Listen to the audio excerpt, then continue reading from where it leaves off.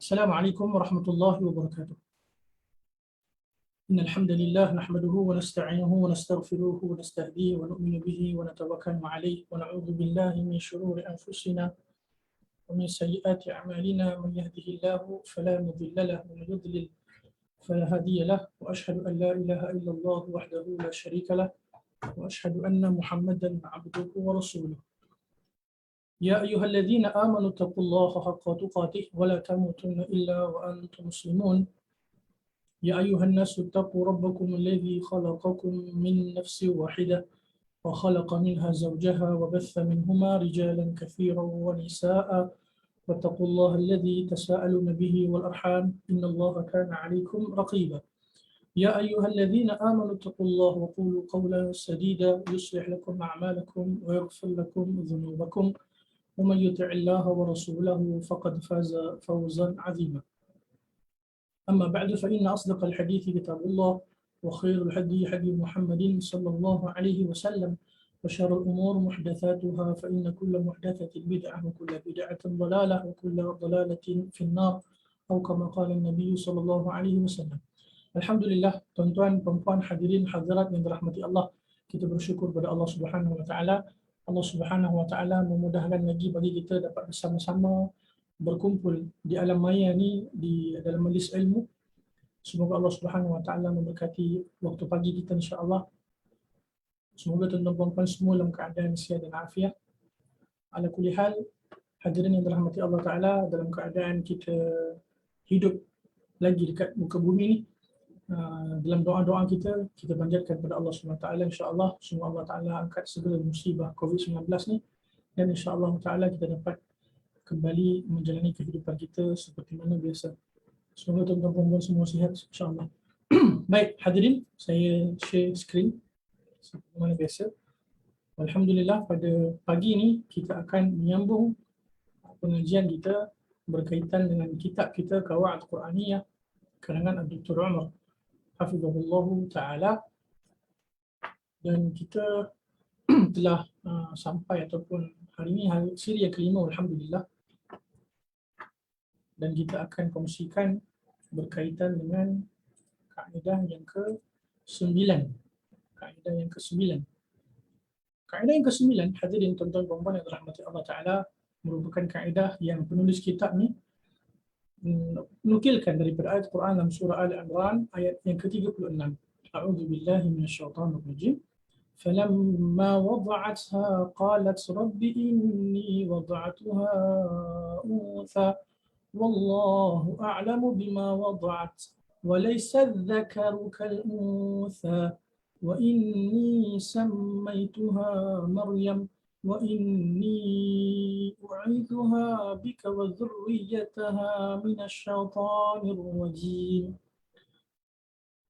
Maksudnya, hadirin tuan-tuan puan-puan yang dirahmati Allah Ta'ala, maka ketika melahirkannya, dia berkata, Ya Tuhanku, aku telah melahirkan anak perempuan. Padahal Allah lebih mengetahui apa yang dilahirkan, dan lelaki tidak sama dengan perempuan.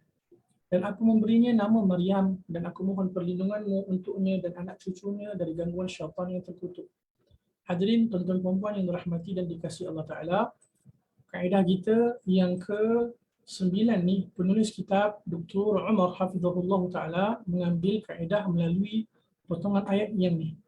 Walaysa dzakaru kal untha. Walaysa dzakaru kal untha. Dan lelaki tidak sama dengan perempuan. Baik. Hadirin yang dirahmati Allah Ta'ala, sebagai bentuk pengenalan berkaitan dengan kaedah ini, seperti mana yang kita ketahui, ini merupakan di antara salah satu kaedah Al-Quran yang sangat agung. Dan ia menunjukkan di antara tanda kesempurnaan ilmu, hikmah dan juga kekuasaan Allah Subhanahu wa taala. Hadirin, kita semua ni makhluk Allah Taala. Allah Taala Al-Khaliq, Allah Taala yang Maha Pencipta. Kita semua ni makhluk, dan semestinya yang Maha Mencipta itu mengetahui apa juga bentuk keadaan makhluk ni. Dan kaedah ni menunjukkan di antara tanda kesempurnaan ilmu, hikmah dan juga kekuasaan Allah Subhanahu wa taala, yang mana Allah Taala menjadikan ataupun menentukan lelaki tak sama dengan perempuan, ataupun perempuan itu tak sama dengan lelaki. Ayat ni, hadirin yang dirahmati Allah, sebenarnya merupakan ayat berkenaan kisah isteri Al-Imran iaitu ibu kepada Maryam alaihissalam. Firman Allah Subhanahu wa taala dalam surah Ali Imran ayat yang ke-35, a'udzubillahi minasyaitonir rajim. إذ قالت امرأة عمران ربي إني نذرت لك ما في بطني محررا فتقبل مني إنك أنت السميع العليم.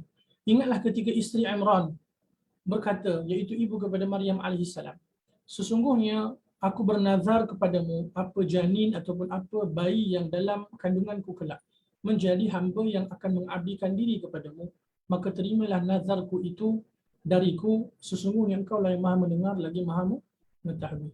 Ayat ni hadirin sebelum ayat kaedah tadi. Ayat ni sebelum ayat kaedah tadi. Ayat ni ayat yang ke-36 dan ayat ni ayat yang ke-35.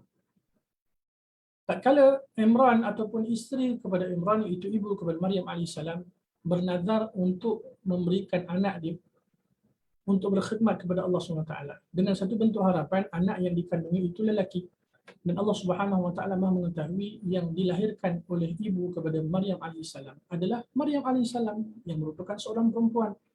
Tatkala dilahirkan Maryam alaihissalam, maka ibu kepada Maryam alaihissalam yang merupakan isteri daripada Ali Imran tetap juga menunaikan nazar dia. Pada masa yang sama, beliau mengatakan bahawa dan lelaki tidak sama dengan perempuan. Dan lelaki tidak sama dengan perempuan. Baik, maksud kaedah ni hadirin tuan-tuan perempuan yang dirahmati Allah. Al-Quran telah menjelaskan berkenaan perbezaan di antara lelaki dan juga perempuan. Semestinya lelaki itu berbeza dengan perempuan, hadirin yang dirahmati Allah Ta'ala. Kita pun ketahui dengan jelas terdapat perbezaan di antara lelaki dan perempuan. Dan memang banyak pun perbezaan di seperti mana yang Allah Subhanahu Wa Taala tentukan.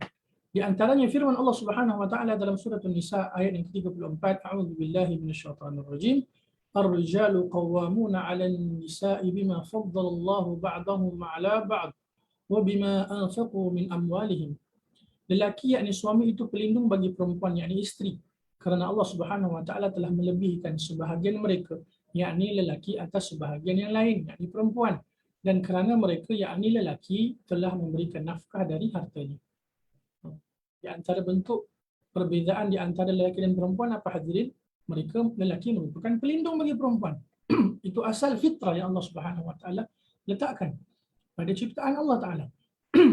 Dan pada masa yang sama Allah Taala melebihkan sebahagian yakni lelaki itu di atas sebahagian perempuan secara umumnya hadirin. Sebab apa? Lelaki secara fitrahnya apabila dia menjadi seorang suami, lelaki yang bertanggungjawab untuk mencari nafkah ataupun untuk memberikan nafkah kepada keluarganya. Itu di antara bentuk perbezaan. Yang pertama, yang kedua dalam surah Al-Baqarah ayat 228 Allah Subhanahu Wa Taala berfirman, "Walirrijali 'alaihinna darajah wallahu 'azizun hakim." Tetapi para suami mempunyai kelebihan di atas mereka. Allah Maha Perkasa, Maha Bijaksana. Hadirin yang dirahmati Allah Taala, secara umumnya dijelaskan oleh para ulama. Apa di antara bentuk perbezaan yang jelas? Semestinya dari segi sudut fizikal.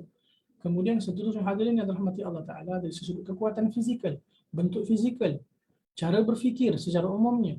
Dan kesemua itu terdapat perbezaan yang jelas di antara lelaki dan juga perempuan. Tapi yang paling penting hadirin sebagai hamba Allah Subhanahu Wa Taala, kita kena mengetahui Allah Azza wa Jalla Al-Khaliq yang Maha Mencipta. Dan semestinya kita semua ni yang merupakan makhluk Allah, manusia secara khususnya, yang Allah Ta'ala sebutkan di dalam Al-Quran, Ahsanul Khaliqin, sebaik-baik ciptaan Allah Subhanahu Wa Ta'ala. Kita kena mengetahui bahawa hikmah Allah Ta'ala letakkan kita, lelaki ataupun perempuan, pasti ada hikmah ni. Dan kita kena tahu tanggungjawab dan tugas kita sebagai seorang lelaki ataupun perempuan. Dan kesemua itu merupakan di antara fitrah dan juga hikmah Allah Ta'ala letakkan perbezaan di antara lelaki dan juga perempuan hadirin. Pada masa yang sama, kita kena beriman dengan apa yang Allah Subhanahu Wa Taala tentukan buat kita. Pada masa yang sama, semestinya Allah Ta'ala itu Maha Bijaksana, Allah Ta'ala itu Maha mengetahui atas apa jua ketentuan yang Allah letakkan pada hamba-hambanya. Baik, hadirin yang dirahmati Allah Ta'ala, saya nak tarik perhatian tuan-puan dengan satu firman Allah Subhanahu Wa Taala dalam surah Az-Zukhruf ayat yang ke-18. Surah Az-Zukhruf ayat yang ke-18. Allah Subhanahu Wa Taala berfirman, "Aw may yunashsha'u fil hilyah wa huwa fil khisami ghairu mubin. Surah Az-Zukhruf ayat yang ke-18. Dan apakah patut menjadi anak Allah orang yang dibesarkan dalam keadaan berperhiasan sedangkan dia tidak dapat memberi alasan yang terang dalam pertengkaran. Hadirin, di antara tuduhan yang jelas dusta pada masa yang sama kita katakan tidak benar kepada Allah Subhanahu wa taala adalah dengan mengatakan bahawa Allah Taala mempunyai anak perempuan.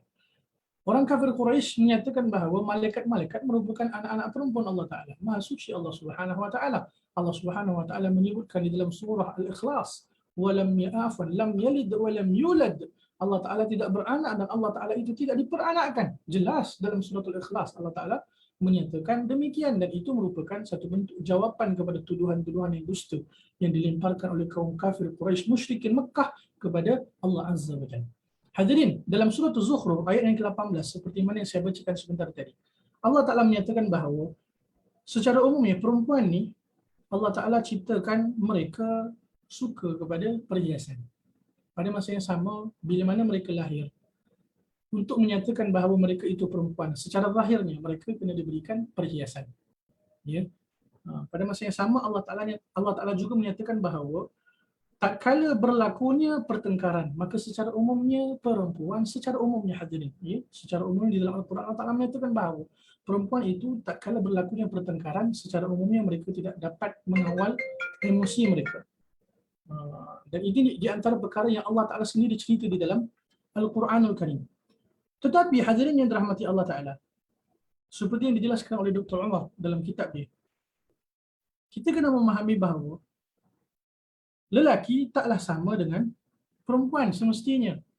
Pada masa yang sama, hadirin yang dirahmati Allah Ta'ala, bila mana kita melihat perempuan itu secara zahirnya, walaupun mereka berbadan lemah, pada masa yang sama, mereka tidak mempunyai alasan yang terang ataupun mereka tidak mampu untuk, secara umumnya tuan-tuan perempuan ni, menjawab tatkala berlakunya pertengkaran sebagai contoh mereka suka nak mengawal emosi mereka. Tetapi hadirin, sebenarnya itu merupakan satu bentuk kelebihan yang diidamkan oleh suami-suami secara umum. Bila mana seorang isteri itu mampu untuk buat segala-galanya sebagai contoh, kan? Dia pun mempunyai kekuatan sama seperti suami dia. So apa fungsi suami itu tuan-tuan sebagai kepada isteri dia? Pada masa yang sama, bila mana seorang suami tak kala berlakunya pertengkaran sebagai contoh, secara fitrahnya mereka senantiasa berusaha untuk menang. Kan bila mana isteri mereka selalu membalas sebagai contoh hadirin. Maka itu secara satu bentuk perkara yang mana umumnya suami tak suka. Bila mana apabila berlaku pertengkaran masing-masing mengangkat suara sebagai contoh tuan-tuan perempuan kita nak berikan. Dan itu satu bentuk sebenarnya hikmah kejadian manusia yang Allah Taala bezakan di antara lelaki dan juga perempuan. Ada di antara mereka itu kelebihan dan kekurangan masing-masing.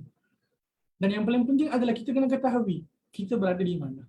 Kita apa peranan kita sebagai seorang lelaki, apa peranan kita sebagai seorang suami, apa peranan kita sebagai seorang perempuan, sebagai seorang isteri, apa peranan kita, apa tanggungjawab kita yang Allah Subhanahu Wa Taala perintahkan. Dan pastinya hadirin yang dirahmati Allah Taala, ini merupakan hukum dan juga takdir yang Allah Taala tentukan. Yang Allah Taala itu Maha menciptakan. Kalau tuan-tuan perasan, saya selalu ulang perkataan tersebut. Allah Al-Khaliq, Allah yang Maha Pencipta. Dan Allah Maha mengetahui apa juga keadaan makhluknya, hadirin yang dirahmati Allah Taala. Kan? Allah Taala Maha mengetahui berkenaan hikmah dan juga maslahah kebaikan kepada setiap makhluknya. Allah Maha mengetahui apa juga bentuk hikmah kebaikan kepada makhluknya. Allah Subhanahu Wa Taala Maha mengetahui hadirin. Dan ini di antara satu kenyataan yang kita tak boleh nak sangkal. Allah Taala berfirman dalam suratul Mulk ayat yang ke-14. A'udzu billahi minasyaitonir rajim. Ala ya'lamu man khalaqa wa huwal latiful khabir. Apakah layak bagi Allah yang menciptakan itu tidak mengetahui? Wa huwal latiful khabir, dan Allah Taala itu Maha halus dan juga Allah Taala itu Maha mengetahui. Kan hadirin yang dirahmati Allah Taala. Beberapa ayat yang kita nukilkan daripada Al-Quranul Karim sebagai satu bentuk sokongan ataupun kita katakan satu bentuk ayat yang menafsirkan ayat yang lain, hadirin yang dirahmati Allah Taala, menunjukkan bahawa Allah Taala itu Maha mengetahui. Kita kena tahu kita ada perbezaan. Lelaki perempuan ada perbezaan. Dan kita kena terima keadaan itu. Baik. Hadirin yang dirahmati Allah. Hikmah Allah Ta'ala dalam perbezaan berkaitan hukum syariat. Dr. Umar, penulis kitab Qawaid Quraniyah ini, memberikan dua bentuk contoh. Perbezaan yang pertama hadirin dalam hukum syariat berkaitan dengan perbezaan dalam harta warisan. Seperti mana yang kita ketahui dalam fiqhul mawarith ataupun dalam perkara berkaitan dengan harta pusaka, hadirin tuan-tuan dan puan. Apabila kita belajar fiqh mawarith, jelas Allah Ta'ala telah menentukan qadar yang lebih buat anak lelaki ataupun buat lelaki berbanding perempuan. Apa di antara hujjah dan hikmahnya hadirin yang dirahmati Allah, seperti yang dijelaskan oleh para ulama, di antaranya yang disebutkan juga oleh Dr. Umar hafizahullah dalam kitab beliau. Sunnatullah, kewajipan mencari nafkah dan rezeki buat keluarga adalah lelaki. Hadirin, itu adalah fitrah, sunnatullah yang Allah Ta'ala telah tentukan keadaannya. Sebaliknya perempuan, mereka tak berkewajipan untuk keluar mencari nafkah untuk keluarga mereka. Perempuan tidak berkewajipan. Dan semestinya apabila perempuan itu ingin keluar bekerja mencari nafkah, dia tertakluk kepada izin daripada suami dia. Izin daripada suami dia, hadirin yang dirahmati Allah. Sebab apa? Memang tugas dan tanggungjawab itu di bawah tanggungjawab suami. Dan subhanallahil azim, akhir zaman hadirin, khasnya kita dekat bumi Malaysia ini, di antara satu bentuk kita kata waqi' ataupun satu bentuk keadaan realiti yang berlaku umumnya di negara kita memang menerima kenyataan ataupun bahawa isteri pun bekerja sebagai salah satu bentuk ihsan daripada isteri tadi. Pada masa yang sama, isteri memang umumnya bekerja dekat Malaysia ni, dan itu satu bentuk waqi' yang kita kena terima. Dan sebenarnya hadirin yang dirahmati Allah Subhanahu Wa Taala, kembali kepada asal, isteri bekerja perlu izin daripada suami dia apabila mereka memiliki suami. Dan pada masa yang sama, isteri subhanallah dengan penuh besar pengorbanan isteri-isteri yang sudahlah bekerja pada masa yang sama, kembali ke rumah, melakukan kerja rumah pula, anak-anak pula, jaga pula pakaian suami dan sebagainya, rumah tangga, subhanallah. Pengorbanan yang besar, sangat besar.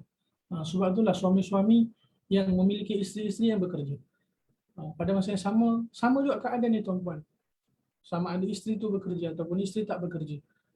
Yang paling penting adalah kedua-dua ni, yang paling penting adalah kena berusaha untuk menjadi hamba Allah Subhanahu Wa Taala yang bertakwa kepada Allah ataupun hamba Allah yang terbaik.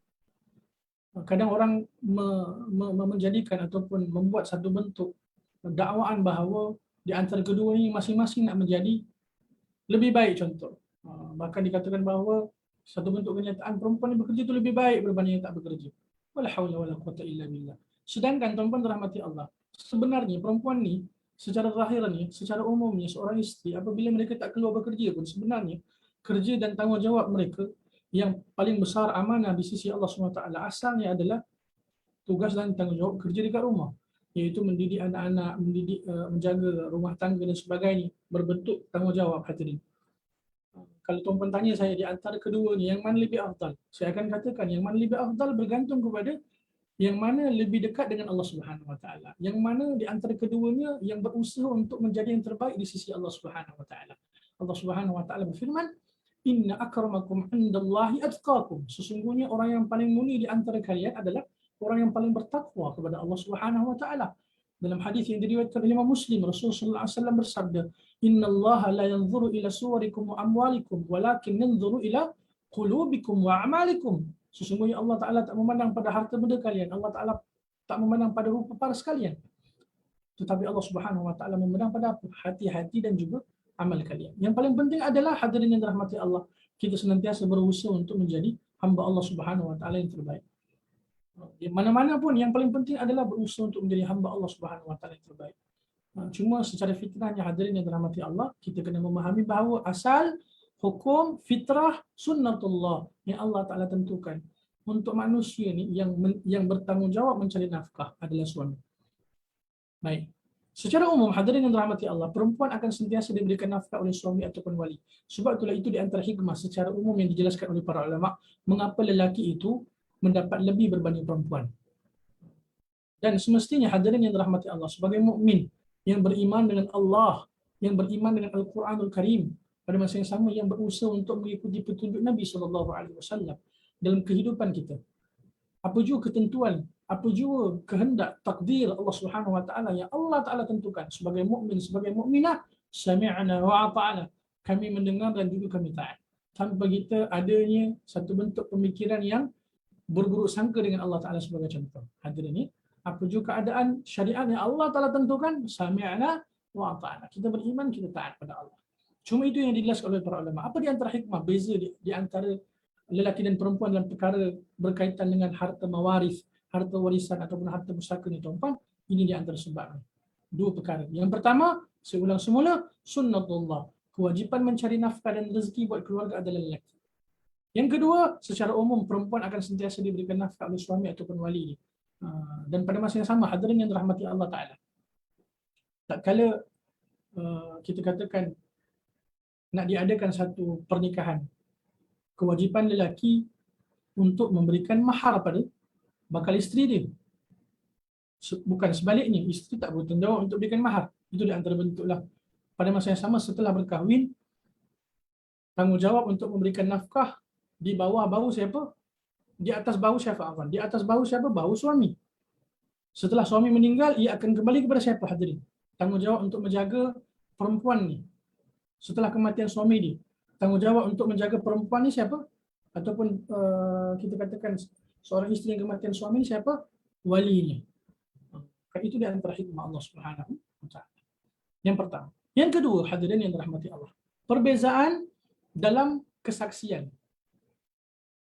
Firman Allah Subhanahu wa taala berkenaan hutang dalam surah Al-Baqarah ayat 282. A'udzu billahi minasyaitonir rajim. Wastashhidu shahidaini min rijalikum fa in lam yakuna rajulaini farajulun wa imra'atani mimma taradawna minasy-syuhada' وامرأتان ممن ترضون من الشهداء أن تضل إحداهما فتذكر إحداهما الأخرى. Yang bermaksud, dan persaksikanlah dengan dua orang saksi di antara kamu. Jika tidak ada saksi dua orang lelaki, maka boleh seorang lelaki dan dua orang perempuan di antara orang-orang yang kamu sukai dari para saksi yang ada, agar jika yang seorang lupa, maka yang seorang lagi mengingatkannya. Hadirin yang dirahmati Allah, semestinya Allah Ta'ala maha mengetahui berkenaan tentang hikmah. Beza kan, kalau saksi lelaki dua orang cukup. Tetapi kalau tak ada dua orang, seorang lelaki dia kena di backup dengan dua orang perempuan. Maknanya kalau untuk dua orang perempuan saja tak boleh. Dia kena tambah seorang lelaki. Apa hikmahnya tuan-tuan? Allah maha mengetahui keadaan perempuan macam mana keadaan dan sebagainya. Hikmahnya Allah Ta'ala tentukan. Dan dijelaskan oleh para ulama dalam perkara berkaitan dengan hadirin. Dijelaskan dalam sunnah Nabi SAW yang sahih apa di antara sebab dalam perkara ni, ya, Allah Ta'ala tentukan. Dijelaskan oleh Nabi SAW secara umum, tuan-tuan yang dirahmati Allah, perempuan ini mempunyai kekurangan dalam bentuk akal. Bukannya tak bijak tuan-tuan ni, hadirin perempuan secara khas, bukan tak bijak, tidak. Tetapi dari sudut emosi, kawalan menggunakan akal fikiran semasa, diuji dengan apa jua bentuk musibah ataupun ujian dugaan.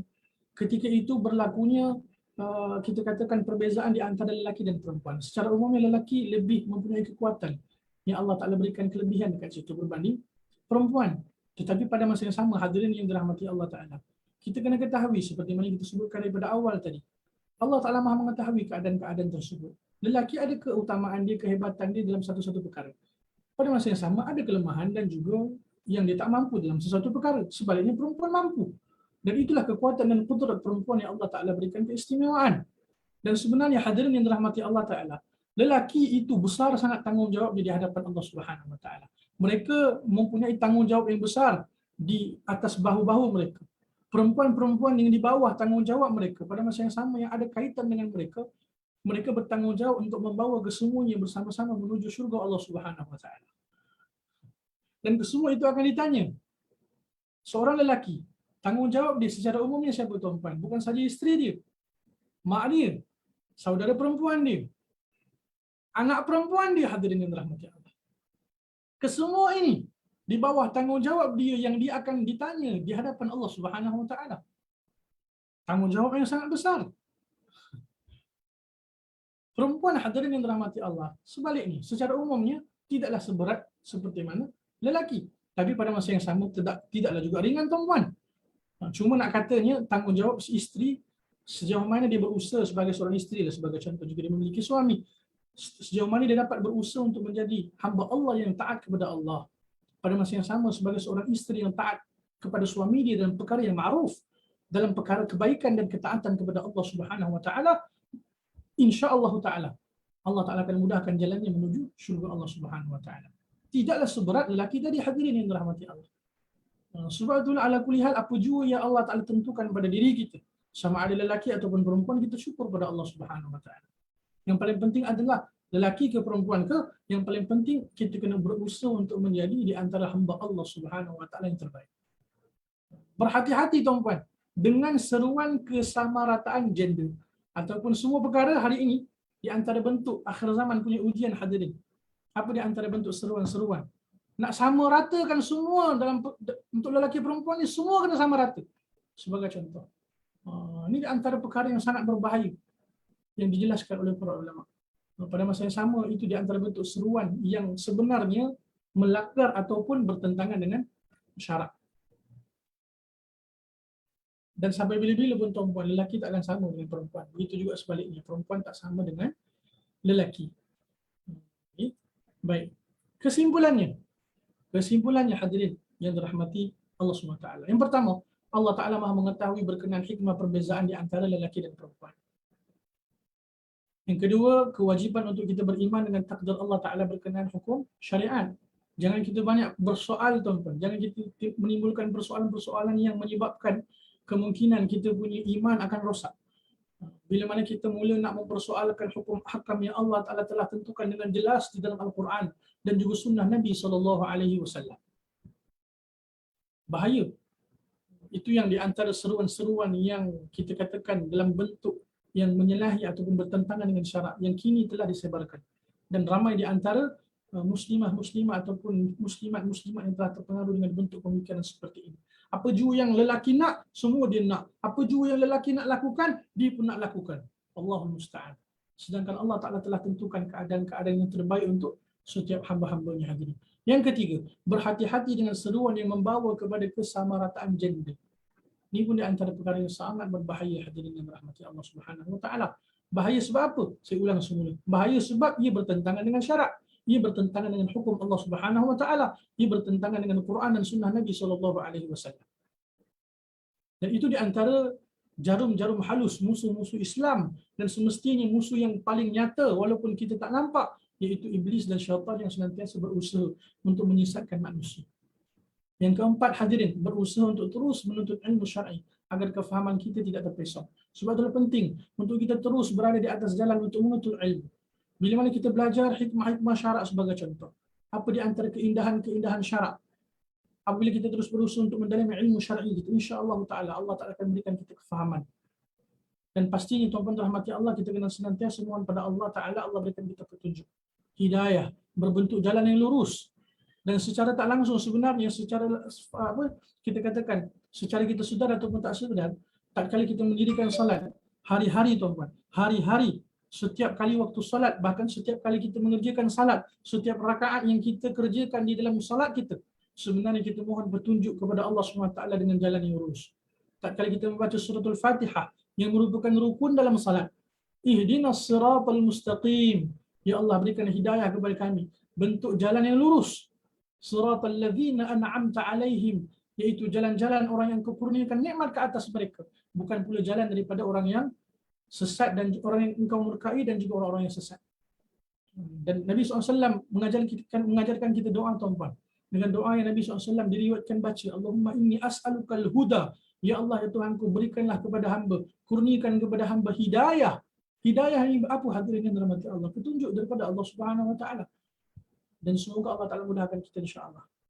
Ya. Dan yang kelima, yang terakhir, Allah Taala Maha Adil dengan setiap apa yang Dia tentukan buat manusia.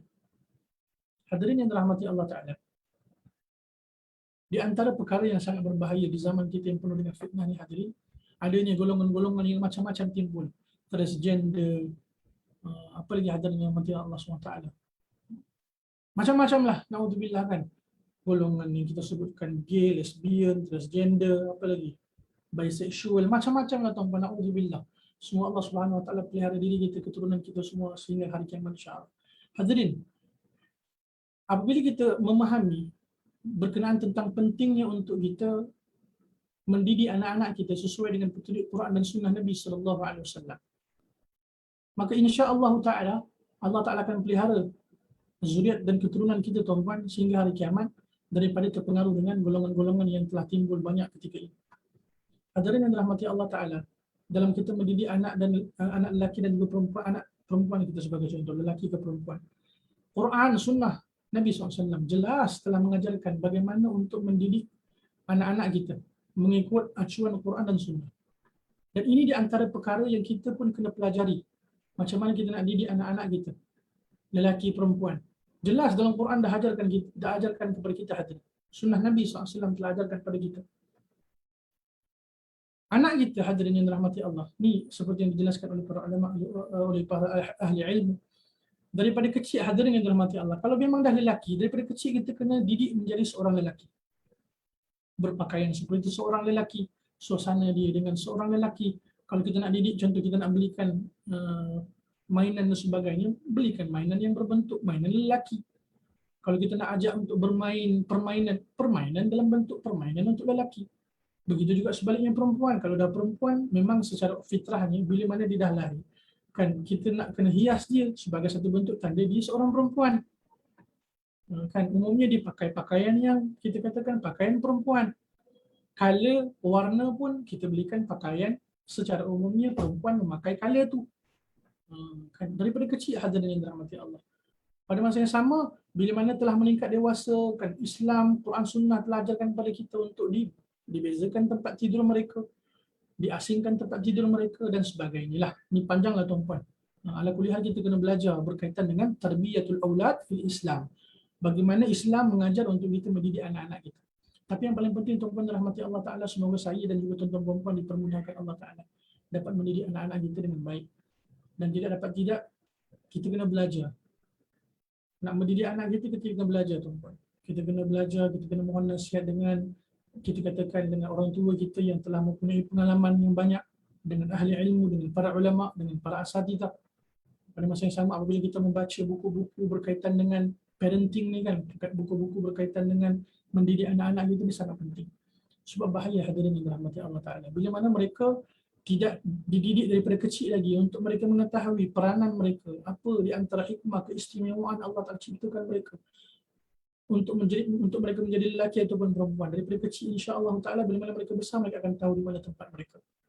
Dan semoga Allah Subhanahu Wa Ta'ala memberikan kita kemudahan, hidayah, taufik dan menyelamatkan kita semua daripada apa juga bentuk keinginan ataupun kita katakan keadaan-keadaan yang kita tak sukai.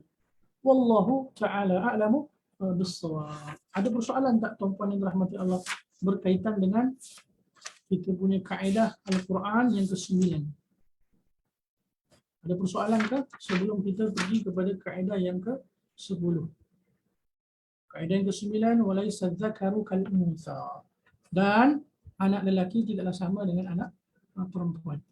Dan pada masa yang sama, sebagai bentuk mungkin tambahan tuan-puan ni, hadirin, sebagai seorang anak lelaki, sebagai contoh kan, anak lelaki kita kena didik mereka untuk menjadi orang yang bertanggungjawab. Mendidik mereka untuk menjadi orang yang memiliki tanggungjawab, orang yang berusaha untuk senantiasa melindungi, sentiasa berusaha untuk memperbaiki, sentiasa berusaha untuk mengislahkan keluarga mereka sebagai contoh. Kan, sebagai seorang suami lelaki, sebagai seorang abang, sebagai seorang adik lelaki sebagai contoh, anak lelaki sebagai contoh, mereka mempunyai tanggungjawab yang berbeza dengan perempuan. Sebagai seorang anak perempuan, tuan-tuan rahmati Allah, kita punya ayah, kita punya ummi selalu cerita kat kita kan, pesan dekat kita. Bahkan memang sebenarnya apa yang mereka pesan pun memang telah tercatat dalam kitab-kitab para ulama yang cerita berkaitan dengan tarbiyatul aulad. Anak-anak perempuan hadirin kita didik untuk mereka menjadi seorang yang bertanggungjawab, seorang yang kita katakan ada keinginan untuk mendidik anak-anak mereka. Dan pada masa yang sama sebenarnya pengaruh seorang perempuan dalam rumah tangga ni sangat besar hadirin yang dirahmati Allah. Pengaruh seorang ibu dalam rumah tangga sebagai contoh, seorang isteri dalam rumah tangga sangat memberikan kesan besar kepada rumah tangga sebenarnya. Ya? Di rumah hadirin yang dirahmati Allah Ta'ala, ada di antara poin yang disebutkan oleh Dr. Umar dalam kitab ini. Perempuan ni Allah Ta'ala telah berikan satu bentuk keistimewaan, tanggungjawab, amanah mereka yang sangat besar adalah bila mana mereka dapat usahakan untuk bawa ahli-ahli dalam rumah mereka, khususnya anak-anak mereka, untuk sama-sama menjadi hamba Allah Subhanahu Wa Ta'ala yang bertakwa kepada Allah. Ibu ni tuan-tuan dirahmati Allah ataupun isteri ni, ibu ni merupakan sekolah pertama buat anak-anak mereka. Secara umumnya, secara fitrahnya hadirin, suami itu keluar bekerja, dia banyak masa dekat luar rumah dia, mencari nafkah untuk anak isteri dia secara umumnya, secara fitrahnya tuan-tuan. Siapa yang paling banyak masa dengan anak-anak mereka? Ibu mereka hadirin, secara umumnya. Walaupun kita katakan ada keadaan-keadaan yang berbeza, cuma secara sunnatullah Allah Ta'ala letakkan keadaan demikian. Kalau kita baca kisah para ulama, Al-Imam Syafi'i, para sahabat Nabi radhiyallahu ta'ala anhum ajma'in, para tabi'in, para tabi'in, para imam-imam, orang-orang saleh terdahulu, para ulama, tuan-tuan dirahmati Allah, siapa di antara sebab mereka boleh menjadi seperti hebat, mereka boleh menjadi hebat seperti itu? Siapa? Di antara sebab paling utama siapa hadirin? Ibu-ibu mereka. Yang merupakan madrasah pertama mereka, sekolah pertama mereka, guru mereka yang pertama. Subhanallahil azim. Dan itu merupakan di antara keistimewaan seorang ibu. Hadirin, seorang ayah dia tak sama memang dengan seorang ibu. Ibu ni subhanallah, isteri ni dia mempunyai kesabaran yang sangat hebat dalam mendidik anak-anak ni. Suami ni tuan-tuan dirahmati Allah, lelaki ni, ayah ni sekejap je dia boleh, sekejap saja. Dia boleh sabar kejap je. Kan berbeza dengan ibu, subhanallah. Ala kulli hal, hadirin yang dirahmati Allah Taala, semoga Allah Taala memberikan kita satu bentuk kefahaman insya-Allah dan juga petunjuk ilmu yang bermanfaat berkaitan dengan kaedah yang ke-9 ni. Ada persoalan tak tuan-tuan? Boleh jelas insya-Allah? Faham ke? Faham Ustaz? Faham jelas insya-Allah? Jika InsyaAllah faham. bertanya dekat secara langsung tuan-tuan boleh Faham insya-Allah. komen. Faham. Terima kasih. Apakah boleh jika anak lelaki yang telah bertukar gender ataupun pondan jadi wali jika adik ataupun akak bernikah? Soalan hukum ahkam yang berat ni. Apakah boleh jika anak lelaki yang telah bertukar gender ataupun pondan jadi wali jika adik ataupun akak bernikah? Wallahu ta'ala alam bissawab. Ala kulli hal hadirin, kalau kita katakan berkaitan dengan persoalan ni, persoalan yang sangat baik. Wallahu a'lam bissawab. Saya pun kena rujuklah. Buat masa ni saya pun tak pasti. Cuma apa yang saya boleh tinggalkan sebagai satu bentuk kerja gitu untuk cari lepas ni bersama-sama tuan-tuan rahmati Allah. Secara fitrahnya apabila seorang lelaki contoh ataupun seorang perempuan sebagai contoh yang menukar jantina, hukum kepada mereka kembali kepada asal. Hukum kepada mereka itu kembali kepada asal mereka. Maknanya bila mana mereka itu asalnya lelaki, maka ia asalnya lelaki. Sebaliknya begitu juga. Kalau perempuan memang asal perempuan lah. Dan sampai bila-bila pun ia takkan sama. Cuma dari sisi sudut kita katakan hadirin ada beberapa keadaan yang menyebabkan benda tu disebut sebagai satu bentuk kita menutup kemudaratan.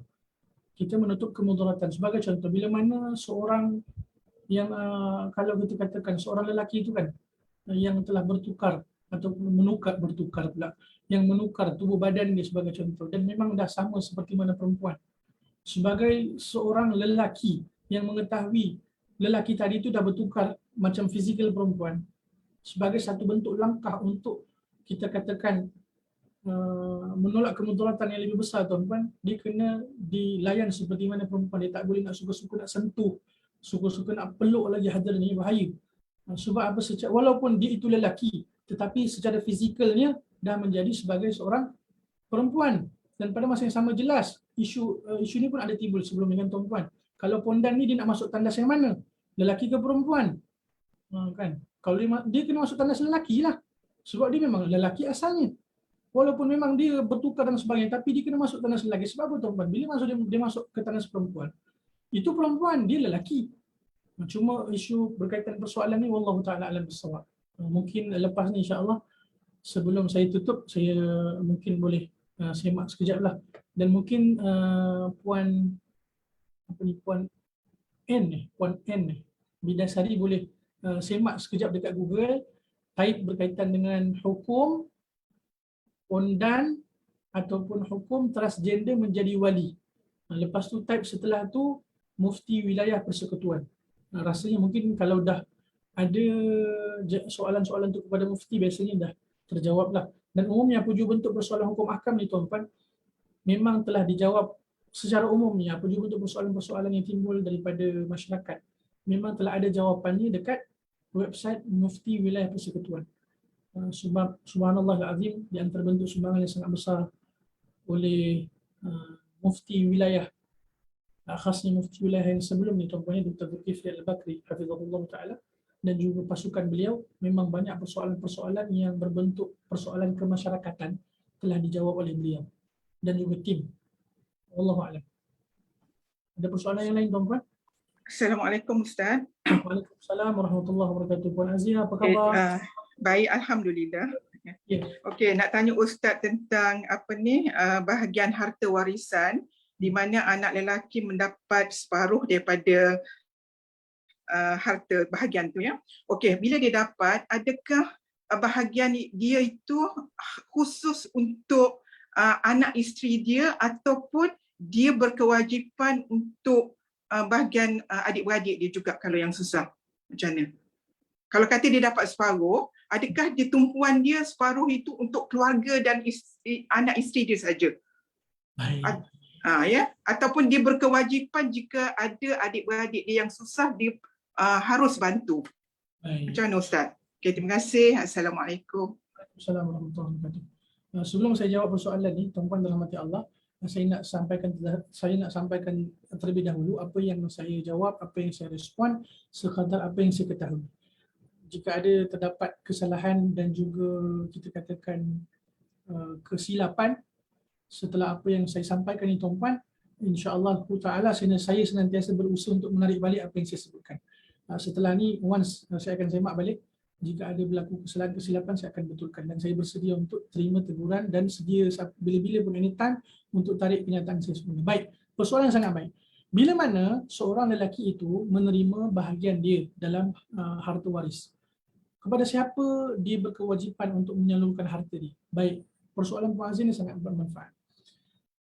Hadirin yang dirahmati Allah, kita kena ketahui manusia yang paling berhak, manusia yang paling Allah Ta'ala perintahkan untuk kita berbuat baik kepada mereka adalah kerabat kita. Adalah kerabat kita.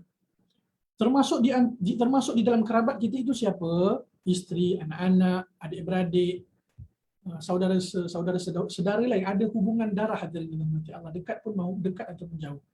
Maknanya bila mana Puan Azia tanyakan persoalan tadi, maka kesemuanya memang di bawah tanggungjawab dia. Dia kena berusaha untuk memberikan bantuan apa yang dia mampu, sekadar yang dia mampu untuk keluarga dia, kerabat dia, termasuklah isteri, anak-anak dia dan juga keluarga dia. Jangan pula satu bentuk kita katakan dia hanya mementingkan untuk isteri dan anak-anak dia saja, tapi pada masa yang sama keluarga dia yang sedang berada dalam kesusahan dia abaikan. Tak boleh macam tu. Sebab perintah Allah Ta'ala kepada mukmin dan juga mukminah, khasnya dalam berkait dengan apa yang Puan tanyakan tadi, seorang lelaki itu dia bertanggungjawab untuk bantu kerabat dia yang paling utama. Sebelum dia nak bantu orang yang lain, orang luar daripada kerabat dia kena bantu terutamanya siapa tuan-tuan? Kerabat dia. Dan ini pun di antara perkara yang umum masyarakat kita salah faham. Orang lain bantu, orang di luar kita katakan memang baik, sangat baik untuk kita bantu orang lain. Tetapi dalam keadaan kalau kita tanyakan yang mana lebih utama, kalau kita mampu untuk bantu keluarga kita dan juga orang lain, alhamdulillah. Tapi kalau ditanyakan yang mana lebih utama Ustaz di antara keduanya, kerabat ataupun bukan kerabat, kerabat. Kan? Setelah itu baru orang luar. Jangan kita menjadi orang yang mungkin salah faham. Orang luar, subhanallah, bukan main dibantu kan. Bantu, bukan main bantu habis-habisan ni. Tetapi pada masa yang sama membiarkan kerabat dia, adik-beradik dia, apatah lagi yang memang kerabat yang rapat ni, yang diabaikan. Wallahu ta'ala alam bissawab. Lebih kuranglah Puan Azia. Jelas tak Puan Azia? Ustaz, maknanya wajib untuk dia bantu adik-beradik dia yang susah. Wajib. Dia berkewajipan apabila Berkewajipan. dia mampu untuk berikan bantuan. Maknanya ketika mana adik-beradik dia memohon bantuan dan dia mampu untuk memberikan bantuan. Apatah lagi jika kita katakan jika dia memiliki harta sebagai contoh. Apa alasan untuk dia tidak membantu adik-beradik dia pun? Apa alasan dia? Sedangkan adik-beradik dia itulah di antara kerabat yang paling rapat dengan dia. Hadirin sebab apa sekarang ni ramai bila yang mereka dapat Mereka rasa bahagian itu hanya untuk anak isteri sahaja, Ustaz. Tidak untuk adik-beradik kan. Maknanya dia wajib juga untuk adik-beradik dia jugalah ya. Bantu kan apabila adik-beradik dia memohon bantuan dan memang berada dalam kesusahan dan dia mampu untuk bantu, dia kena bantu. Dia kena bantu. Dan itu di antara amalan yang Allah Subhanahu Wa Taala sangat suka. Menyambung silaturahmi ni, kan hadirin. Dan kita kena faham bahawa berkait dengan istilah silaturahmi. Silaturahim, ni tuan-tuan, kita nak bagi satu bentuk pencerahan. Silaturahim dalam istilah syara'an, silaturahim adalah hubungan yang ada tali pertalian darah. Apabila kita katakan kita nak usaha untuk buat kebaikan untuk adik-beradik kita, kerabat kita, itu di antara usaha untuk kita memperbaiki, menguatkan hubungan silaturahim kita. Tetapi untuk yang bukan kerabat kita, tuan-tuan, kita sebutkan apa? Ukhuwah Islamiyah, hubungan saudara sesama Islam. Beza ni. So di antara mana yang kita nak utamakan, kerabat ke atau saudara se-Islam? Kerabat. Termasuk kerabat bukan anak isteri saja. Hadirin ya, adik-beradik itu kerabat kita. Kita kena bantu. Dan pada masa yang sama, kita kena berikan satu bentuk kefahaman jugalah secara umumnya, hadirin yang dirahmati Allah Ta'ala. Jangan kita hanya menjaga, kita katakan apabila kita telah berumah tangga, pada masa yang sama, memanglah kita ada tanggungjawab, isteri kita tanggungjawab kita, anak-anak kita tanggungjawab kita. Tapi pada masa yang sama, sebagai seorang mukmin, sebagai seorang Muslim, pada masa yang sama sebagai seorang yang senantiasa berusaha untuk mengikuti petunjuk Nabi SAW, kita kena berbuat baik untuk kerabat kita, termasuklah kerabat itu adik-beradik yang paling rapat. Kena jaga hubungan adik-beradik di tempat. Sebab mereka lah di antara yang kita katakan yang paling rapat dengan kita. Bahkan, contohlah mak ayah kita telah meninggal dunia, hadirin, sebagai satu bentuk poin tambahan. Contohlah, mak ayah kita telah meninggal dunia. Tuan-puan, agak-agak di antara amal yang paling mak ayah kita suka, kita laksanakan ataupun kita lakukan adalah menjaga hubungan adik-beradik di antara kita.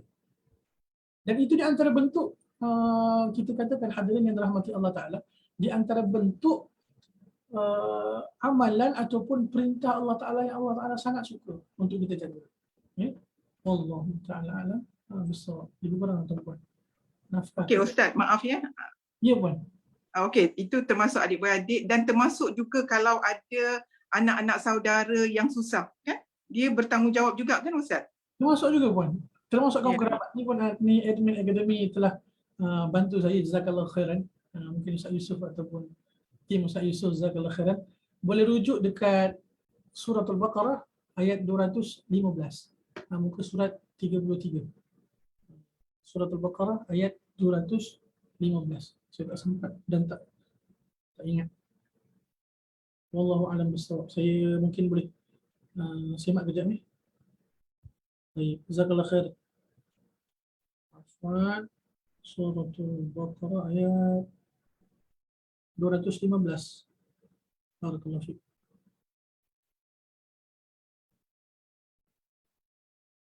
Nah, 215. Wallah, barakallahu fiikum Ustazana.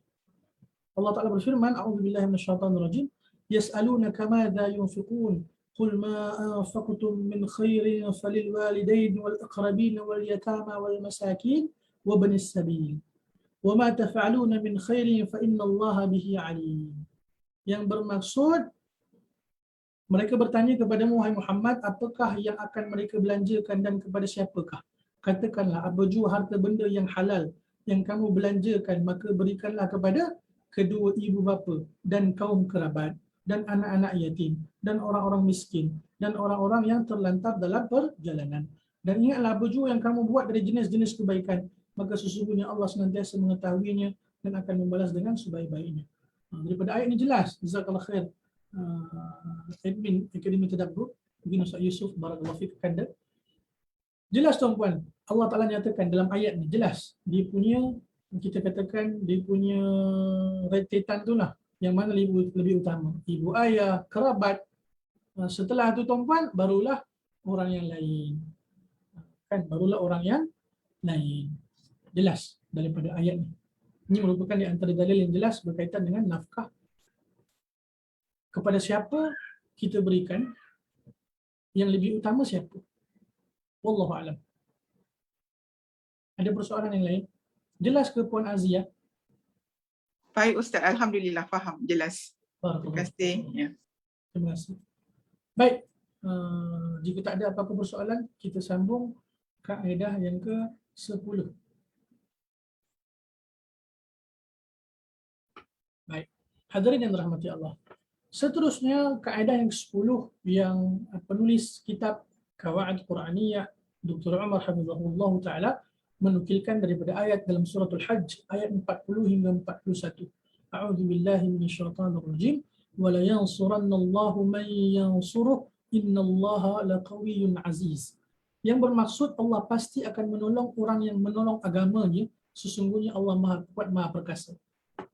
Kaedah yang ke-10 ni tuan-puan, ayat yang saya kalakan ni. Wa la yansurannallahu man yansuruh.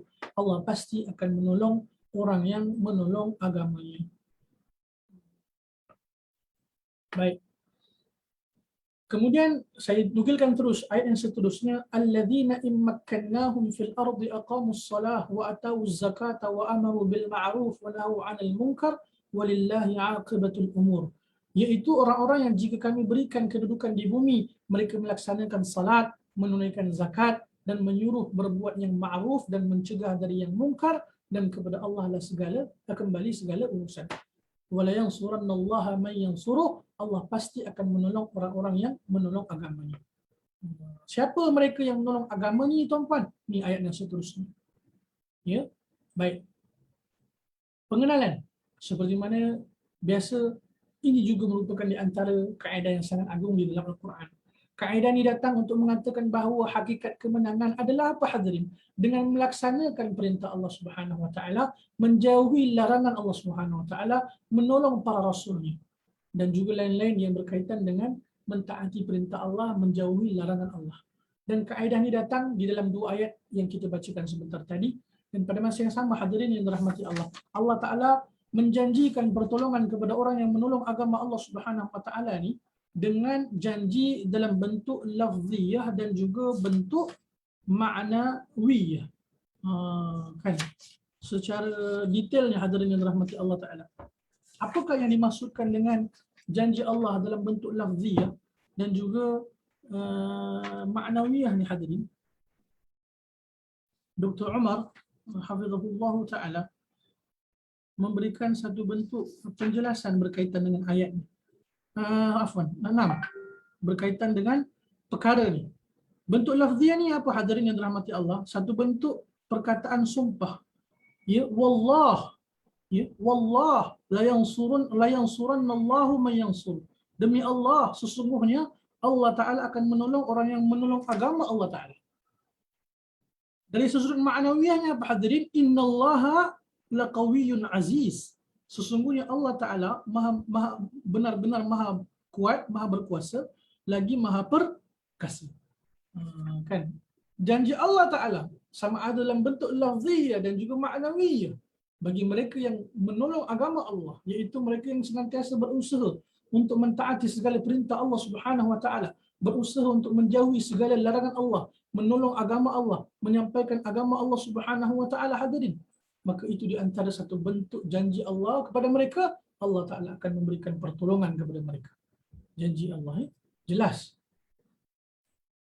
Makna kaedah yang hadirin yang dirahmati Allah. Bagaimana cara kita menolong agama Allah Ta'ala? Ini satu bentuk persoalan. Dalam keadaan, adakah Allah Ta'ala yang maha sempurna, yang maha berkuasa, yang maha perkasa, memerlukan pembantu untuk membantunya? Sedangkan Allah Ta'ala itu maha perkasa, maha kaya. Kan? Allah Ta'ala itu sempurna, sifat-sifatnya yang indah dan juga sangat sempurna. Maha suci Allah Subhanahu Wa Ta'ala. Satu bentuk Allah Ta'ala nak muliakan kita, tuan-tuan. Allah Ta'ala tak perlukan pembantu pun. Allah Ta'ala tak perlukan penolong pun sebenarnya. Allah Ta'ala maha berkuasa. Cuma Allah Ta'ala sangat kasih kepada hamba-hambanya. Allah berikan peluang kepada mereka untuk seakan-akan menolong. Walhal Allah maha suci daripada memerlukan pembantu dan penolong. Allah maha berkuasa. Ya. Apa cara kita nak tolong Allah Ta'ala, tuan-tuan? Kita kena berusaha untuk berjuang menegakkan agama Allah Ta'ala, menghidupkan sunnah-sunnah Nabi SAW setelah wafatnya Nabi SAW. Ini di antara salah satu bentuk kita nak menolong Allah Ta'ala. Kan? Allah Ta'ala sendiri menyatakan berkenaan tentang banyak keutamaan bagi mereka yang berusaha untuk menolong agama Allah Subhanahu Wa Ta'ala. Di antara syiar-syiar agama yang sangat agung adalah 3 perkara ni tuan-puan, seperti mana dalam ayat yang kita sebutkan tadi. Yang pertama, menegakkan salat. Yang kedua, menunaikan zakat.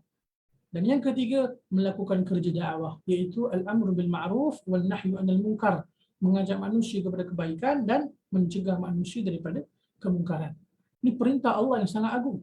Bukan kecil-kecil punya perintah ni hadirin, sangat agung, sangat besar di sisi Allah Subhanahu Wa Taala. Kan? Baik. Bentuk-bentuk aplikasi kaedah ni tuan-tuan. Baik, apabila syiar-syiar agama yang agung ditinggalkan ataupun diabaikan, maka akan datang peringatan daripada Allah Subhanahu Wa Taala. Apabila perkara-perkara ni umumnya hadirin umat ditinggalkan, maka akan datang peringatan daripada Allah Subhanahu Wa Taala. Akan datang satu bentuk teguran berbentuk musibah sebagai contoh, berbentuk azab ataupun bala sebagai satu bentuk peringatan daripada Allah Taala untuk umat ni kembali kepada Allah Subhanahu Wa Taala. Sebagai contoh apa hadirin yang dirahmati Allah Ta'ala, ujian kepada Nabi SAW dan juga para sahabat semasa peristiwa peperangan Uhud. Kan peperangan Uhud kalau kita baca dalam sirah Nabi SAW, tak kala tentera yang ditugaskan untuk tentera memanah tuan-puan ni, yang ditugaskan untuk jangan turun apa juga keadaan. Qadar Allah wa ma syaa fa'al, setelah nampak seolah-olah telah berlakunya kemenangan, mereka turun hadirin yang dirahmati Allah. Dan disebabkan perkara itu, maka Allah Subhanahu Wa Taala uji Nabi dan para sahabat semasa peristiwa peperangan Uhud. Ramai di antara para syuhada, para sahabat Nabi yang wafat, yang syahid pada peristiwa perang Uhud, dan Nabi SAW pun sangat kita katakan cedera parah ketika itu. Ramai di antara para sahabat Nabi yang kita katakan cedera parah tuan-tuan disebabkan peristiwa itu. Sebab di antara sebab yang utama adalah bagaimana mengabaikan perintah Allah dan juga sunnah Nabi SAW. Kemudian yang kedua, dalam peristiwa peperangan Hunain, firman Allah Ta'ala dalam surah At-Taubah ayat yang ke-25, A'udzubillahi minasyaitanirrajim, laqad nasarakumullahu fi mawatin katsira wa yawma Hunain idh a'jabatkum kathratukum falam tughni 'ankum syai'a wa dhaqat 'alaykum al-ardu bima rahabat thumma wallaytum mudbirin. Sesungguhnya Allah Ta'ala telah menolong kamu, yakni mukminin, di banyak medan perang. Dan ingatlah perang Hunain, ketika jumlahmu yang besar itu membanggakan kamu, tetapi jumlah yang banyak itu sama sekali tidak berguna bagi kamu, dan bumi yang luas itu terasa sempit bagi kamu, kemudian kamu berbalik ke belakang dan lari tunggang langgang. Hadirin, Al-Quran dan juga sunnah Nabi SAW, bahkan Allah Ta'ala jelas menyatakan, mengajarkan kepada kita, Allah Ta'ala tak bergantung pun pada ramainya tentera, sikitnya tentera. Semua itu beroleh kemenangan dengan bantuan daripada Allah Subhanahu Wa Ta'ala. Hadirin yang dirahmati Allah, apa jua yang kita katakan keadaan-keadaan peristiwa yang berlaku di zaman Nabi dan para sahabat, secara umumnya tuan-puan, ia bertentangan dengan akal. Sebagai contoh, peperangan Badar. Kalau kita nak kata bentuk perbezaan bilangan, kita katakan kelengkapan perang hadirin, berapa sangat tentera Nabi dan para sahabat ketika itu? Dikatakan dalam 311 orang, dalam keadaan tidak bersedia pun untuk peperangan, tak bersedia pun dengan alat perang, asalnya keluar pun bukannya untuk perang, menghadapi lebih kurang 1000 daripada orang kafir Quraisy, hadirin yang dirahmati Allah, yang lengkap dengan alat kelengkapan peperangan. Dan Allah Subhanahu Wa Taala berikan bantuan Allah dan mereka kaum muslimin beroleh kemenangan. Dan banyak peperangan pun tuan-tuan dirahmati Allah Taala, Allah Subhanahu Wa Taala bantu mereka. Dalam keadaan akal kita katakan secara logiknya, macam mana yang boleh menang? Dan itu semua bantuan daripada Allah Subhanahu Wa Taala. Dan apa jua nikmat yang Allah berikan kepada Nabi dan juga para sahabat Nabi radhiyallahu taala anhum ajma'in. Akhirnya tuan-tuan, Allah perintahkan kepada Nabi sallallahu alaihi wasallam untuk apa? Untuk bertasbih, untuk memuji Allah, untuk banyak mohon taubat kepada Allah Subhanahu wa taala. Tatkala kita membaca surah An-Nasr, ya, Allah Subhanahu wa taala berfirman, a'udzubillahi minasyaitonir rajim, bismillahirrahmanirrahim, idza jaa nasrullahi wal fath wa ra'aitan nasa yadkhuluna fi dinillahi afwaja fasabbih bihamdi rabbika wastaghfir innahu kana tawwaba. Apabila datangnya pertolongan Allah dan peristiwa Fathu Mekah, pembukaan kota Mekah, pembebasan kota Mekah hadirin, kamu akan melihat manusia masuk ke dalam agama Allah dalam keadaan berbondong-bondong. Seterusnya Allah perintahkan apa? Fasabbih bihamdi rabbika wastaghfir. Maka bertasbihlah memuji Allah, memuji Tuhanmu dan juga mohonlah ampun pada Allah. Innahu kana tawwaba. Dan sesungguhnya Allah Ta'ala Maha penerima taubat. Tuan-puan, apa jua nikmat yang Allah berikan pada kita? sebenarnya itu semua daripada Allah Subhanahu wa taala. Bantuan daripada Allah, pertolongan daripada Allah. Lagi banyak nikmat Allah berikan pada kita, tuan-tuan. Lagi banyak kesenangan yang Allah berikan pada kita. Lagi banyak bantuan Allah berikan pada kita. Lagi banyak tasbih kita kepada Allah Ta'ala.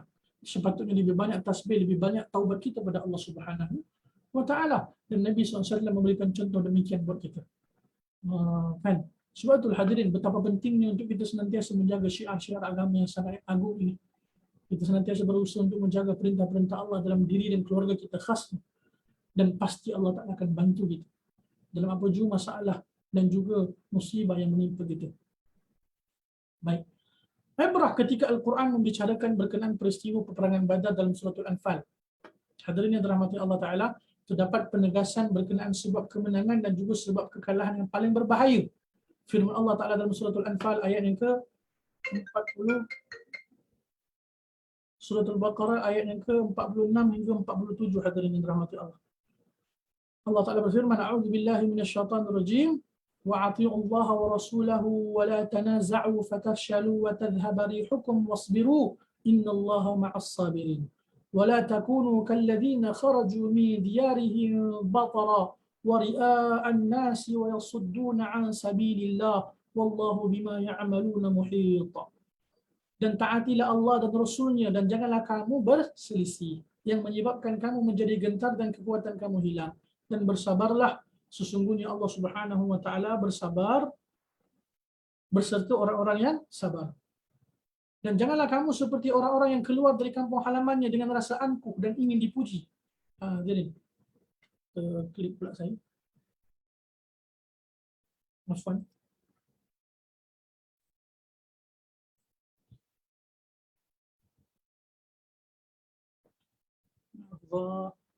Klik pula saya.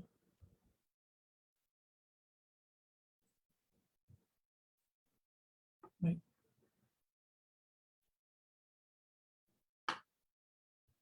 Dan sambungan, afwan, maafkan saya. Dan janganlah kamu seperti orang-orang yang keluar dari kampung halamannya dengan rasa angkuh dan ingin dipuji orang, iaitu riak, serta menghalang-halangi orang dari jalan Allah. Allah meliputi segala yang mereka kerjakan.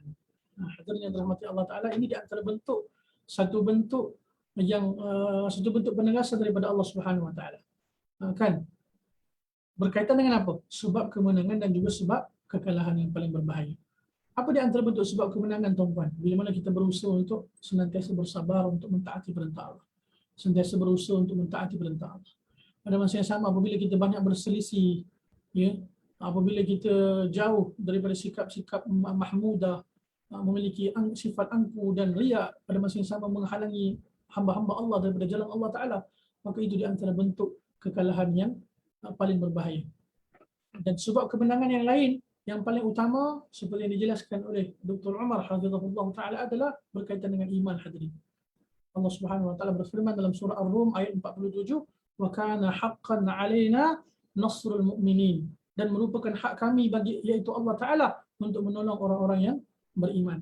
Sebab itu kita kena usaha untuk tingkatkan iman kita, kita berusaha untuk betulkan iman kita, belajar ilmu akidah, kita kena usaha untuk praktikkan ilmu akidah dengan akidah yang benar, mendalami ilmu berkaitan dengan akidah untuk kita tingkatkan iman kita, takwa kita kepada Allah Ta'ala. Dan itu di antara bentuk bantuan Allah kepada orang-orang yang beriman kepada Allah Subhanahu Wa Ta'ala. Bila mana iman sempurna, yakin betul, tidak melakukan perkara-perkara yang syirik dan juga khurafat, insya-Allah Ta'ala Allah Ta'ala pasti akan memberikan bantuan. Kesimpulan hadirin yang dirahmati Allah, bantuan Allah Ta'ala akan datang apabila hamba-hambanya kembali kepadanya, iaitu taat perintah dan menjauhi larangan. Yang kedua, iman yang lemah dan jauh daripada perintah-perintah Allah menyebabkan bantuan Allah tidak akan datang kepada kaum muslimin. Itu di antara sebab yang paling utama. Kemudian berhati-hati dengan perhiasan di dunia yang sangat sementara ini. Kan kita pun selalu saling mengingatkan. Saya mengingatkan diri saya, hadirin, dan juga sama-sama kita saling mengingatkan supaya kita berhati-hati dengan apa juga bentuk perhiasan dekat dunia. Dan pada masa yang sama kita pun ketahui apa juga bentuk perhiasan, kenikmatan, kesenangan di dunia itu ia bersifat sementara. Yang hakikat yang sebenar adalah kehidupan, kesenangan, kelapangan dekat akhirat. Kemudian seterusnya keutamaan apabila menjaga syiar-syiar agama yang agung dalam kehidupan kaum muslimin. Salat, zakat, dakwah ni hadirin sangat penting. Kan Dan itu yang terakhir, kepentingan menjaga salat, menunaikan zakat dan juga menjalankan kerja dakwah kepada Allah Subhanahu wa taala. Hadirin dirahmati Allah. Apabila kita berusaha untuk menjaga perintah-perintah Allah, Allah Taala pasti akan membantu kita. Allah Taala senantiasa akan pelihara kita. Apa yang diingatkan ataupun pesanan ataupun wasiat Nabi SAW kepada sahabat Nabi Abdullah bin Abbas radhiyallahu ta'ala anhu, masih ingat saya dalam hadis yang agak panjang tuan-tuan, ya gulam ihfazillah yahfazka, wahai pemuda ataupun wahai anakku, kamu jagalah Allah, Allah akan jaga kamu. Tuan-tuan, satu bentuk wasiat nasihat yang ringkas, tetapi ia merupakan satu bentuk nasihat yang jami', yang menyeluruh tuan-tuan. Apabila kita berusaha untuk menjaga Allah, jaga Allah macam mana tuan-tuan? Jaga perintah-perintah Allah dalam diri dan kehidupan kita. Kita usaha untuk keluarga kita pun bersama. Orang kita sayangi tuan-tuan, umumnya umat Nabi SAW. Apabila kita berusaha untuk menjaga perintah-perintah Allah dalam kehidupan kita, Allah Ta'ala pasti akan pelihara kita. Tuan-tuan, Allah Ta'ala tidak akan sekali-kali tinggalkan hamba-hambanya yang berusaha untuk mentaati perintah Allah. Apabila Allah uji kita dengan apa juga bentuk musibah dan juga ujian, kembalilah pada Allah. Mengadulah pada Allah Subhanahu wa taala. Tundukkanlah, banyakkan sujud kita pada Allah. Mohon doa pada Allah Subhanahu wa taala. Bangun kita, hidupkan malam kita tuan-tuan. Kita latih diri kita. Biasakan diri kita dengan amal-amal saleh. Dan diingatkan juga oleh para ulama kepada kita, kita kena jaga hubungan dengan Allah Ta'ala ni tuan-tuan, dengan satu bentuk hubungan yang konsisten. Hubungan yang berterusan tuan-tuan. Quality punya hubungan. Connection punya yang quality. Quality connection ni tuan-tuan. Yang berkualiti punya hubungan. Jangan kita jaga hubungan kita dengan Allah tak kala kita memerlukan sesuatu. Jangan kita menjaga hubungan kita dengan Allah tak kala kita diuji dengan musibah ataupun ujian. Kita kena jaga hubungan Allah secara konsisten tuan-tuan. Berterusan.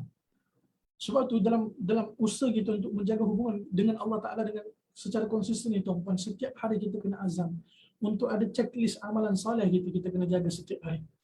Sebagai satu bentuk latihan kita. Kalau kita tak biasa tuan-tuan, memang mula-mula tu kita akan rasa susah. Mula-mula kita akan rasa payah, kita akan rasa berat. Tetapi apabila kita berusaha untuk biasakan diri kita, kita paksa diri kita tuan-tuan, kita latih diri kita. Seperti mana Allah Ta'ala latih diri kita semasa Ramadan. Seperti mana Allah Ta'ala paksa kita di bulan Ramadan al-Mubarak. Untuk kita berpuasa dalam keadaan kita suka tak suka. Untuk kita banyakkan ibadah dalam keadaan kita suka tak suka. Tuan-tuan, bayangkan apa kesan Ramadan kepada kehidupan. Secara umumnya tuan-tuan dirahmati Allah. Dan secara umumnya, insya-Allah kita akan rasa seronok. Kita akan rasa mudah beramal. Kita akan rasa senantiasa rindu untuk beramal. Sebab itu hadirin, saya pesan untuk diri saya terutamanya, keluarga saya. Dan juga tuan-tuan perempuan yang dirahmati Allah. Kita berusaha untuk jaga hubungan kita dengan Allah secara konsisten. Istiqamah insya-Allah. Walaupun tak banyak tapi istiqamah. Dan senantiasa berusaha untuk kita tingkatkan daripada hari ke hari, daripada tahun ke tahun tuan-tuan. Dan usaha kita untuk memahami Al-Quran, mentadabburi Al-Quran, kita join kelas-kelas yang dianjurkan oleh Akademi Tadabbur Malaysia. Itu pun antara bentuk usaha kita untuk sama-sama mendalami ilmu Allah Ta'ala khususnya berkaitan dengan Al-Quran yang Karim. Semoga Allah Ta'ala mudahkan tim Akademi Tadabbur Al-Quran insya-Allah untuk senantiasa menjadi di antara media ilmu yang bermanfaat untuk umat insya-Allah. Barakallahu fikum tuan-tuan. Semoga apa yang saya sampaikan ini bermanfaat khas untuk saya dan semoga tuan-tuan perempuan juga beroleh ilmu yang bermanfaat.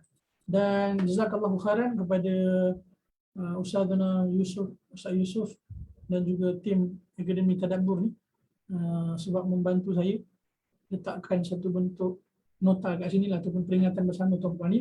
Tuan-puan boleh juga rujuk dalam surah Al-Baqarah ayat 83, surah Al-Baqarah ayat 177, surah Al-Isra ayat 17, ayat 26, surah Al-Isra ayat 26. Yang apa ni? Yang admin ni nukilkan dekat sini sebagai satu bentuk rujukan berkaitan dengan nafkah kaum kerabat.